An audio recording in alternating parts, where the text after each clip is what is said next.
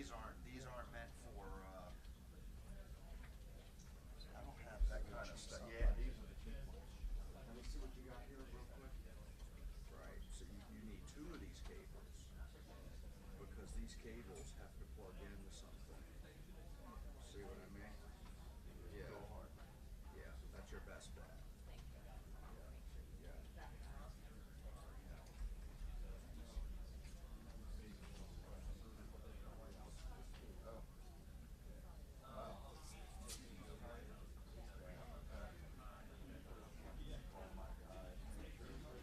I haven't gotten an email from them. That doesn't mean anything.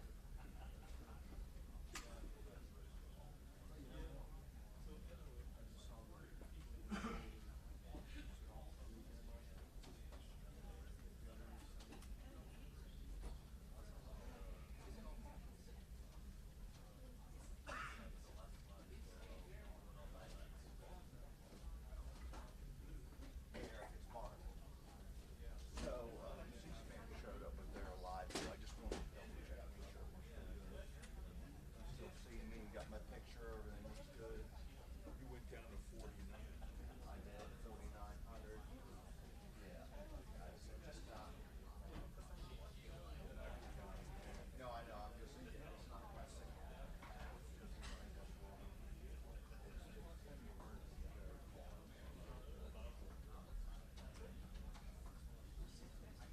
Modest. I know. It is. Well, I mean, well, they're here already. You know what I mean? Yeah. Hey, Gary. Real good to see you, Pierre. How you been? Really good to see you, dude. Hey, Darren, you think you could move your live thing down there just to see? Because I got a little breakup on mine. And, matter of fact, we were even mentioning we could feed you ours, as well. Just to see you. We're fine up with C-SPAN per se, I would say. Or maybe they are, I don't know. Right. All right, if you move it, like, you know. In their engagement and then journey to the United States, they are communicating online, showing signs in that communication of their joint commitment to jihad and to martyrdom. Those communications are direct private messages. So far in this investigation, we have found no evidence of posting on social media by either of them at that period of time and thereafter reflecting their commitment to jihad or to martyrdom. I've seen some reporting on that, and that's a garble, right? The investigation continues, but we have not found that kind of thing. These communications are private, direct messages, not social media messages. And with that, I'd like to again thank the Commissioner for having me here today, and we'll take your questions. Director, what's your reaction to Los Angeles and New York's response to yesterday's vastly different response? I'm not in a position really to comment on it because I don't know the details of their decision making, and I know from having made many hard decisions, it's awful hard to second guess them from a distance. What I'm resolved to do, which I think is true in both places, is make sure that we are communicating effectively, and that if the FBI's information that will be useful to a police department in any respect, that they have access to it. Director, could you say that now a week after this investigation into San Bernardino, has there anything emerged that shows any direction from a terrorist group for the attack, and anything really that family members could have done to flag behavior before? We still see in San Bernardino no indication of direct contact with foreign terrorist organization, and obviously that would include any direction from foreign terrorist organization. We still have not seen evidence, although we constantly look for it and are still working on it, that they are part of an organized cell of some sort, or that there were other parts to this plan. But one of the things we're trying to understand is, so where were they for 4 hours after the attack, and what else, if anything, were they planning to do, and was there anybody helped them or assisted them or supported them in some way. Now, with respect to family members, I'm not yet in a position to comment on that. I am highly confident that in this case, as in nearly all of our other cases involving radicalization, that somebody saw something that was concerning and obviously didn't tell law enforcement, but I'm not ready to talk about that yet. Yes, you were saying that these were direct messages that both these people had with each other that were private. On what devices did they use to make that private communication if they weren't on social media? I don't know what devices. They were using an internet service provider communication. I don't want to name the particular provider, but one of the very common internet service providers that provides email service and direct message. I know part of the SHIELD program is outreach to businesses, train business employees in how to be aware of a threat, what to do with a threat, what's about really soft targets. How crucial is that, and should we see more of that?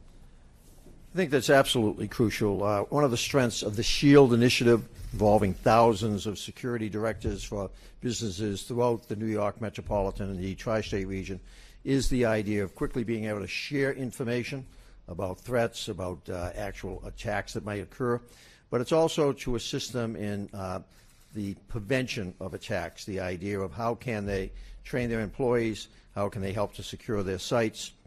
And indeed, one of the discussions we've been having, myself and Commissioner Miller, relative to the creation of the 550-person Critical Response Command, is one of the tools that we will seek to equip those officers with will be the skill sets to effectively go into the businesses or the consulates or whatever they are seeking to protect on the prevention side of the business, to be able to help educate that entity about doing a security survey, talking to their employees about what to do in the event of an active shooter scenario, or the see something, say something that is the bedrock upon what we're talking about as far as Americans being aware. So we are significantly ramping up in New York City capabilities to address what the director has very forcefully this morning in his comments talked about, the new threat, the threat of ICs effectively going in so many new directions and utilizing social media to facilitate going in those directions. Can I just add a word to that? I'm sorry, I'll come back there. There are a couple of reasons we say constantly, the two of us, if you see something, say something. One is it helps us. As we look back through our cases, that people had seen things, if they had told them about them, we might have been able to make a difference. We also think it contributes to a more healthy response by folks to the threat. Right? There is a great deal of anxiety in the land right now. And our belief is that people should not be afraid. Right? People should instead channel that sense of fear into something healthy, which is an awareness of surroundings. Right? People should not be freaked out. Right? They've invested a lot of money in us and the people we represent to be effective at investigating and responding to this threat. We're not perfect, but we are a whole lot better than we were at September 11th. So we urge people, channel it into an awareness of your surroundings. And if you see something, tell us, and we'll look into it and live your life. But please do not let these savages accomplish what they want to accomplish. They actually believe that they can freak out America into a way that damages us. Of course, they can't, right? But we encourage people to channel it into something healthy and then go on with your lives while we do the work you pay us to do. Sir. Director Comey, you mentioned these internet service providers, which you will not name. Can you give us some insight into what the conversation is like? Are they aware that their services are being used, and are they receptive to your conversation about what they can use not to not? Yeah, I'm talking again. I don't want to name the particular provider, but I'm talking about the kind of messages that billions, trillions are exchanged every day. Right? These are people emailing each other or direct messaging each other on a regular internet service provider, and in that talking about jihad. Now maybe there's some confusion. People have asked me, so how come you didn't monitor that? To be clear, and this is the way I think we all want it, we don't intercept the communications of Americans. Right? This is an American citizen communicating from here to overseas without predication, without probable cause to believe that they're involved in terrorism or serious criminal activity. And so if we don't know anything about somebody, we're not combing through their emails or their direct messages. And so that's where I've been concerned a little bit about the confusion. This is not public posting. This is private messages back and forth, just like any of us emailing a friend or a family member.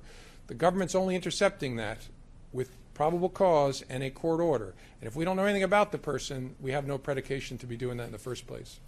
Director, any indication of the San Bernardino shooters? It's been several weeks now since the attack. Have you been able to pull any information off of their devices after the attack? And also, any indications, you mentioned 2013, there was some direct communications back and forth between the two that specifically cited Farouk and wanted to attack or do something before that date, maybe 2010? To take it backwards, all I'm saying about the 2013 communications is that they're both in those communications, which we've been able to recover now, demonstrating a commitment interest in jihad and martyrdom.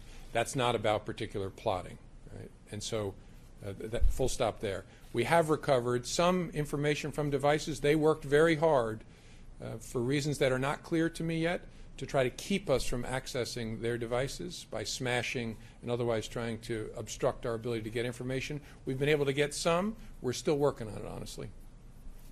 Oh, I'm sorry, he's in charge. Yeah.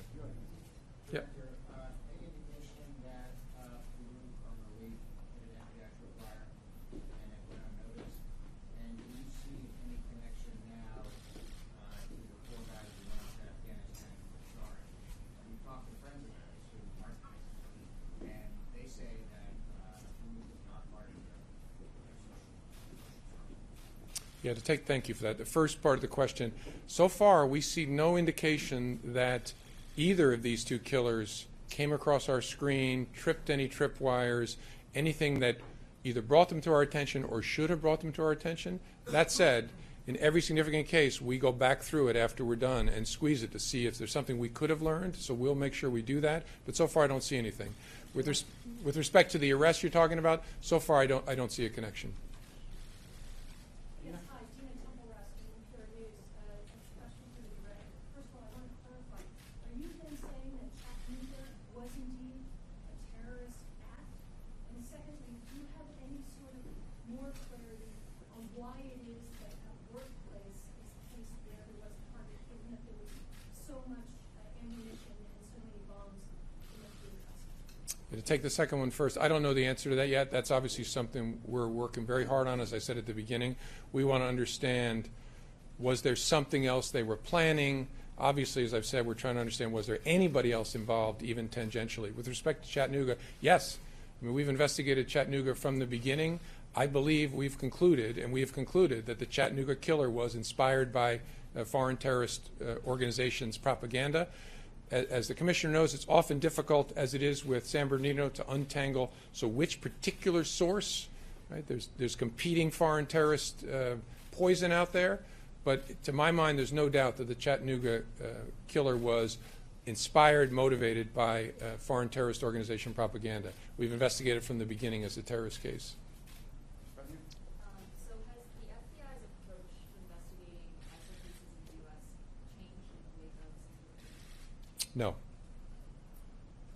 And as I said, we'll look to see if there are lessons to be learned from it. So far, I don't see anything that has changed the way we approach it. It's still focused on joint terrorism task forces, making ourselves very, very tight with state and local law enforcement. It is extremely person intensive. As I've explained to folks, it's only easy to follow people 24/7 on TV. So it requires a lot of resources, and luckily we have the leverage we get from the task forces. But no, not so far. You mentioned that you don't want Americans to freak out about terror threats and change their lives. But do you think continually talking about it is a way to let Americans know that these threats and actions will continue? Perhaps here in New York there could be another terror hit on our city. Are you letting them know it will happen again?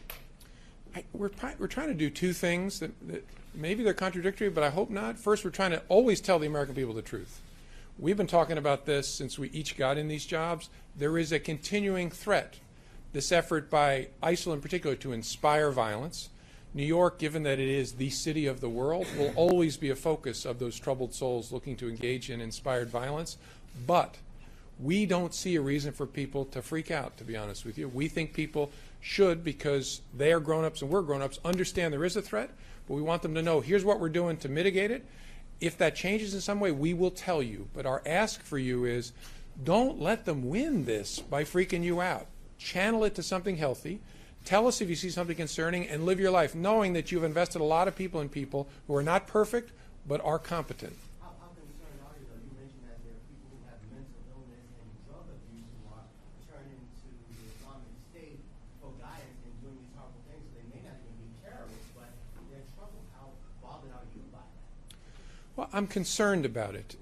I do think we, NYPD and FBI, are very similar in this way. We have a range of responsibilities. Right? We are involved with violent crime. There is a significantly larger amount of homicide and violent crime in this country unconnected to terrorism than to terrorism. So we take that very seriously. But we also take the threat that manifests through people acting on behalf of a terrorist organization seriously. But again, it's not a threat that Americans should find debilitating. Right? And so I hope those things aren't contradictory. There is a threat. We want you to be aware of it. We want you to know what we're doing about it. And we hope that knowing that, you will say, okay, this is concerning, but these people are working on it, and they will keep us informed. Director, you've made very clear that your capabilities have improved over time. In fact, you said we're not perfect, but we're better. What do you say to critics, though, who say that may not be good enough? Well, that's actually my attitude all the time. I think the attitude of the world class, and I haven't talked to him about it, but I bet the commissioner thinks this way. I use LeBron James as my example. I hate to say this about in front of my beloved Knicks, I suppose, and Nets, but LeBron's the best basketball player on the earth today. But he believes he can always be better. Right? I'm very proud of the FBI. I'm very proud of the capabilities we've built since September 11th. I am never satisfied. So excellence is a journey without end, right? The joy is in the striving, right? So we are good. We are not perfect. In my view, we are never good enough. Can I speak to that? That we are on a journey. We're never going to get to the final destination as it relates to whether it's traditional crime or this issue. You have clearly seen in the last number of months here in New York, as the threat of ISIL has expanded, that we have also sought to expand our capacities and capabilities to detect, to prevent, or respond if we were having an attack. The CRC unit, the Critical Response Command, 550 officers now assigned to counterterrorism that will be trained and have the capabilities to prevent and respond if necessary. This afternoon at 1 o'clock out at Randall's Island that the press are invited to the event we're doing with our Strategic Response Group. Another 800 officers, also specially equipped, focused on crowd management, crowd control, but capable of responding to active shooter or terrorist acts. We are constantly evolving in our counterterrorism and intelligence capabilities. The celebration of the Joint Terrorism Task Force, the celebration of the seamless relationship between our two respective organizations. There is no room for any daylight between organizations in the fight against terrorism. That there has probably never been a time when American law enforcement is so seamless in our relationships in terms of exchange of information. And it has to be that way. And the public has to be echoing the director's comment, has a shared responsibility here. We cannot do it all. We're constantly evolving, trying to do more.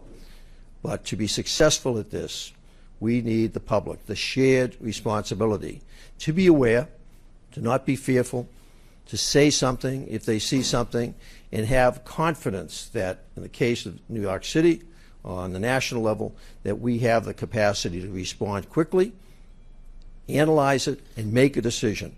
Whether is it real or is it not? And we have extraordinary capabilities and capacities in that area.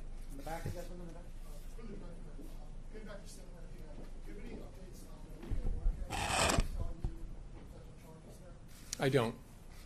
Yeah, I'm not in a position where I can comment on that yet. Comey, you mentioned these two problems. One, you have the device, you can't read it. Two, you have a court order, but you have the information that's encrypted.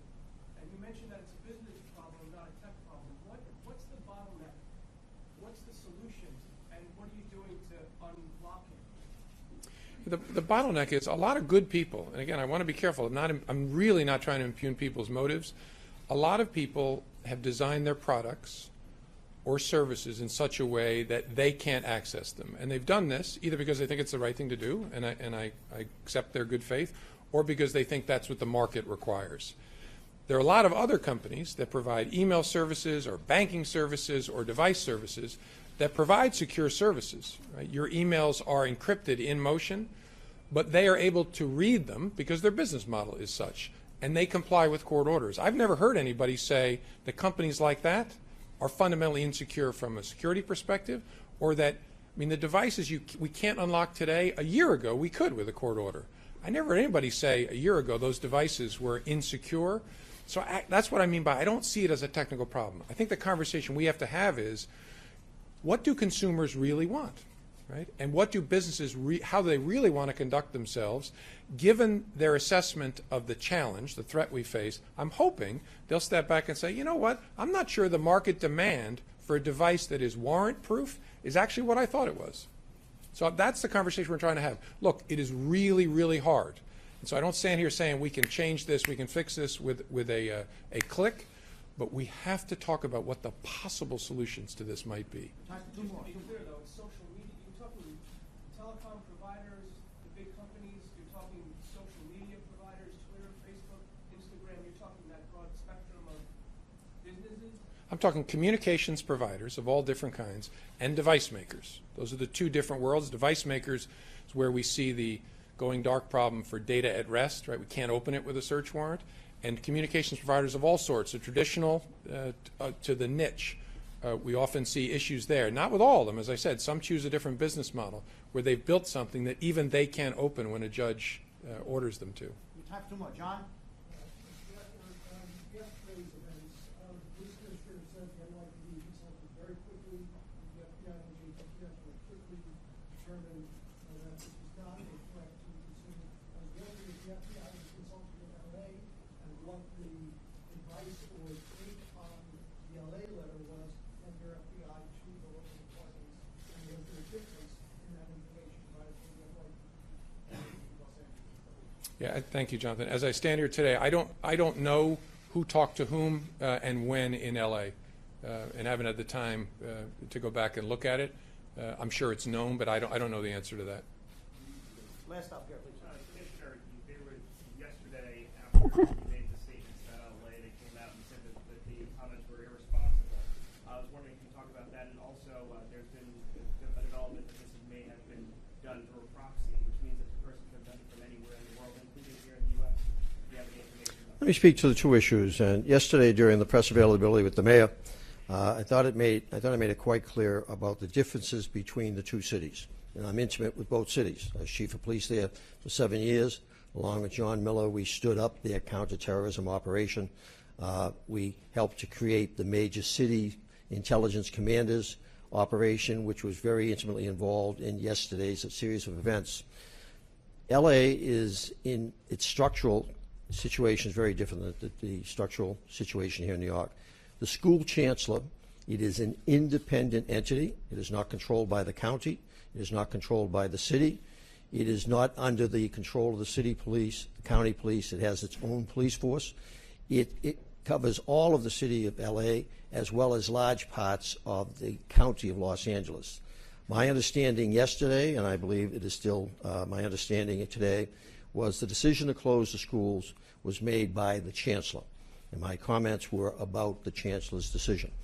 In terms of the different response of the two cities, that back in 2002, 2003, as chief of the Los Angeles Police, working in conjunction with other law enforcement leaders, we went to Homeland Security, Secretary Chertoff at that time, 2003, 2004, and said, we need more information from Homeland Security.